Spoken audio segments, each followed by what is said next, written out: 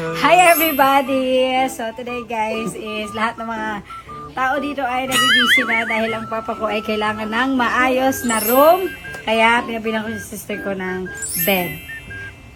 Kaya, timing lang siya dito. Pa, may bago ka ng kwarto pa. Gusto mo na makita yung kwarto mo? Oo, maganda na yung kwarto ni Papa. Pwede siya mamili kung gusto niya sa taas o sa baba. Dihila yung kwarto niya. Okay na ba yung room ni Papa? Pwede na natin puntahan. Papupunta lang ako sa room mo ha. I-check ko lang ha. Kung okay na ha. Okay. Wala siya batid sa ngayong araw na ito kasi gusto niya nang humiga. So ayan. Ay, oo nga no. Ay, shala. Ang ganda ng kwarto ng Papa ko. Kasi ba sa ilalim? Pwede siya dito humiga.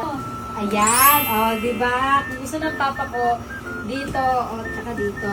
Tapos, nabili din ng bagong aircon kay Papa kasi sobra na siyang naiinitan. Hindi siya pwedeng pagpawisan mainitan. Pero ayusin pa to guys kasi hindi pa siya napapasok mismo talaga sa loob. So, kukunin na natin ang Papa ko at isa-surprise na siya sa bago niyang kwarto. May pa-room to room to. Kunin niya si Papa! Ayan na! Go! Kukunin na. Ayan! Ang ganda! Papa, tingnan mo! Bagong kwarto ni Bagong kwarto ni Papa! Sa baba. Wow!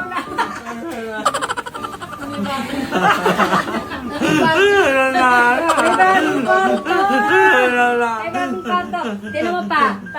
Pag nabuboring si Papa ko ha, pwede naman to ani ni Papa. Wow! Dito ka umupo ha.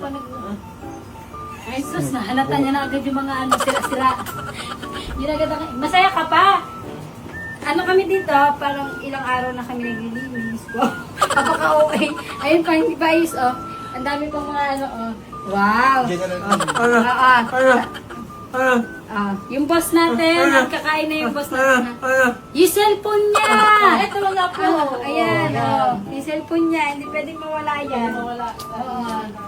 Ayan, so para hindi na siya mahirapan at para malamig-lamig na din.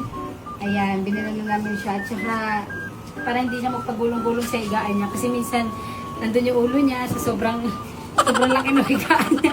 Andoon. Eh, at least ito, Wow naman! Agad-agad na naman! Masaya ka ba pa? Ano pag umigaan? Tingin daw ko ng saya ni Papa. Tingin daw ko. Smile muna pa. Smile. Indicarabu. So, dahil nagugutom na kasi itong Papa ko. So, ayun lang guys. Pinakita ko na sa kanya yung maganda niyang kwarto ngayong araw na to. So, bye na everybody! Ayan. Hi guys! So, ayun may papakita ko sa inyo. Bag! Ayan tinan mo, nakalaki ng laman Gusto niyo ba maging ganyan din ang laman ng Gcash nyo? Dito lang yan sa Hiyang Plus. Ayan diba? Kaya ano pang hinihintay nyo? Mag-register na kayo. Nandyan ang link sa comment section.